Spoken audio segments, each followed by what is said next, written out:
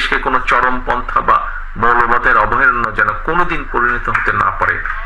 মৌলবাদী দল এখানে ক্ষমতায় আসবে তার কোনো সম্ভাবনা নাই।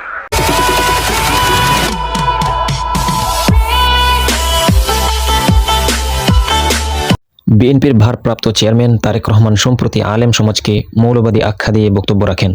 তার এই মন্তব্যে দেশজুড়ে ব্যাপক আলোড়ন সৃষ্টি হয়েছে। ধর্মপ্রাণ মানুষ এবং বিভিন্ন ইসলামিক সংগঠন বিষয়টিকে অবমাননাকর বলে দাবি করেছে। তারা বলছেন, আলেমরা সমাজের পথ প্রদর্শক, তাদেরকে মৌলবাদী বলে সম্বোধন করা শুধু অবমাননা নয়, বরং ধর্মীয় অনুভূতিতেও আঘাত হেনেছে। বিশ্লেষকরা মনে করেছেন, রাজনৈতিক বক্তব্যের আড়ালে এই ধরনের মন্তব্য সমাজে বিভাজন বাড়াতে পারে এবং জনগণের মধ্যে বিদ্বেষ উস্কে দিতে পারে। অন্যদিকে বিএনপির পক্ষ থেকে বলা হচ্ছে, তারেক রহমানের বক্তব্যকে উদ্দেশ্য প্রণোদিতভাবে বিকৃত করা হচ্ছে। তবে সর্বস্তরে এই ইস্যু নিয়ে চলছে তীব্র বিতর্ক। চলুন দেখে আসি তারেক রহমানের করা মন্তব্যের প্রতিবাদে আলেম সমাজ কি বলে। বিশেষভাবে একটি বিষয় বোধহয় এখানে কয়েকজন বক্তা উল্লেখ করেছেন, আমিও আপনাদের সাথে একইভাবে বলতে চাই যে এই দেশকে কোনো চরমপন্থা বা মৌলবাদের অভয়ারণ্য যেন কোনোদিন পরিণত হতে না পারে, সেটিও কিন্তু আমাদের প্রত্যাশা। দেশে কোনো মৌলবাদী দল এখানে ক্ষমতায় আসবে তার কোনো সম্ভাবনা নাই।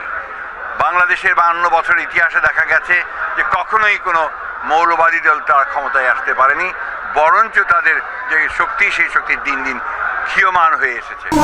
কাকে বিন করতে চান? কে মৌলবাদী?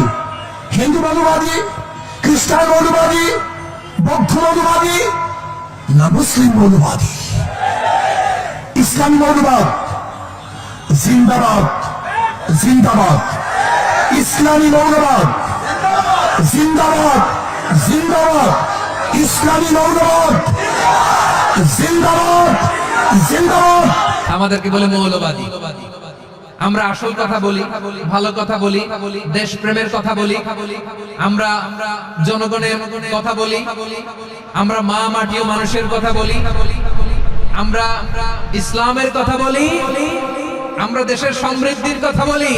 এজন্য আমাদেরকে বলে মৌলবাদ। আবার আমাদেরকে বলে ধর্ম ব্যবসায়ী। আছে না নাই? আমরা ধর্মের সত্য কথা প্রচার করি, যেটা দেশের ভালো, জনগণের ভালো, সেটা উপস্থাপন করি, আমাদেরকে বলে ধর্ম ব্যবসায়ী। আমার প্রিয় ভাইয়েরা, যারা ইসলামের কথা বলে, যারা কোরআনের কথা বলে, এরা ধর্ম ব্যবসায়ী নয়।